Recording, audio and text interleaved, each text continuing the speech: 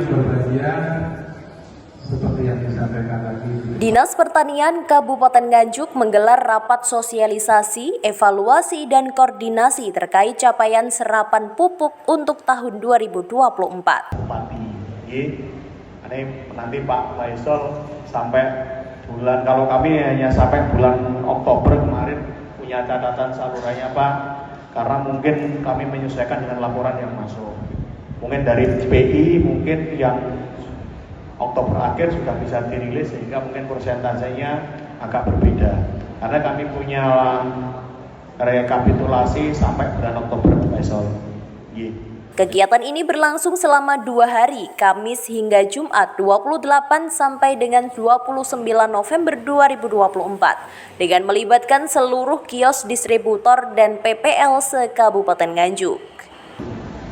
KPK dalam arti kan dari pihak kepolisian, dari Polres, hanya sedikit menghimbau terkait dengan pupuk bersubsidi, di mana tadi sudah panjang lebar dibicarakan terkait dengan pupuk bersubsidi kepada rekan kami yang dari Kejaksaan Pak Johnson.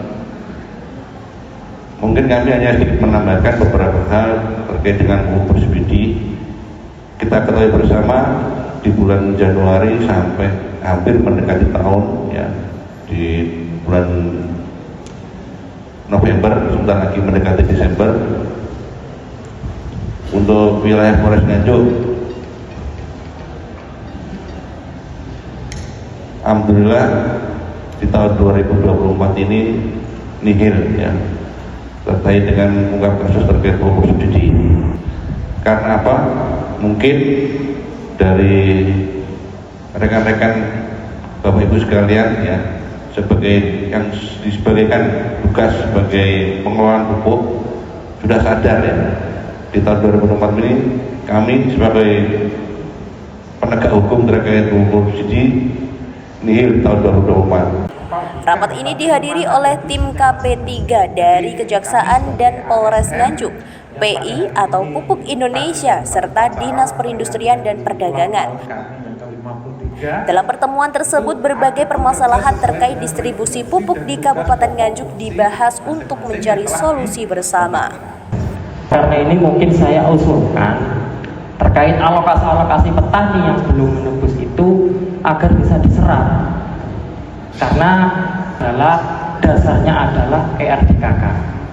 Tetapi ada batasnya, itu adalah SK Bupati.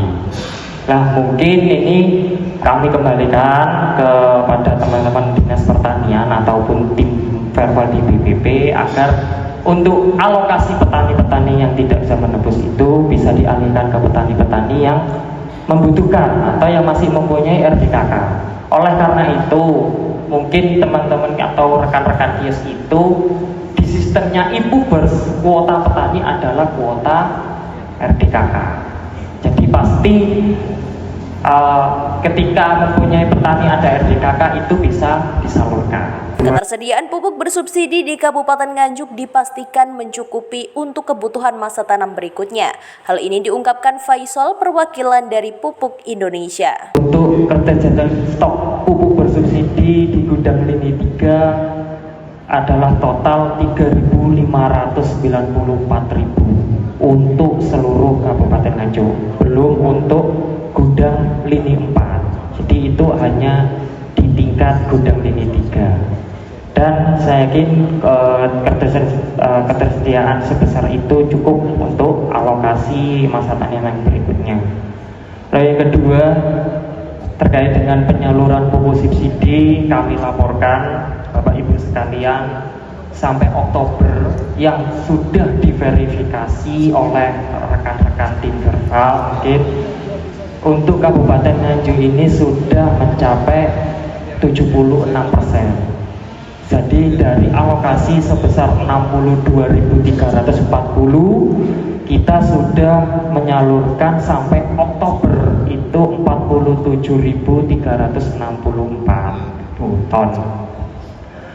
Oleh karena itu dengan sampai November karena mungkin sekarang ini Novembernya sudah menginjak akhir-akhir November, di Nganjuk sendiri ini sudah menyalurkan sebesar 7.700, sehingga secara prosentase itu setara dengan 88%.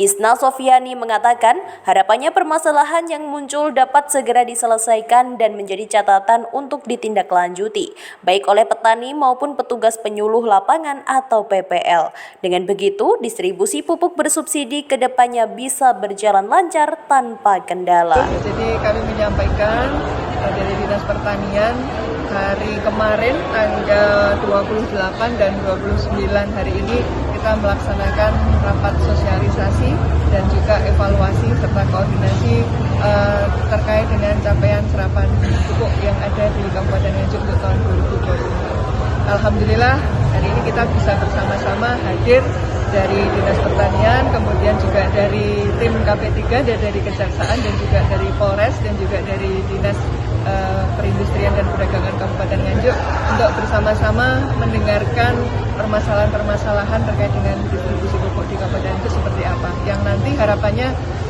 yang menjadi permasalahan ini untuk bisa kita segera selesaikan dan menjadi catatan-catatan untuk bisa kita tindak lanjuti ke depan kepada petani, kemudian kepada PPL yang harus ditindaklanjuti seperti apa. Mudah-mudahan ini nanti ke depan kita bisa semakin melaksanakan penyaluran pupuk kepada petani yang distribusinya untuk pupuk bersubsidi untuk bisa clear, tidak ada permasalahan.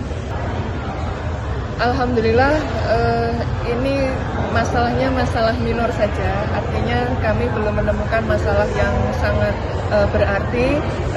Tentunya tadi sudah disampaikan masing-masing kan kita hadirkan dari kelompok tani, kemudian dari BPV, dari BPL. Ini kan ada permasalahan-permasalahan yang harus kita tindak secara preventif dan juga nanti sifatnya adalah penyesuaian terkait dengan serapan, karena memang serapan kita ada yang sudah sesuai dengan track, masih ada yang beberapa yang masih belum sesuai dengan capaian.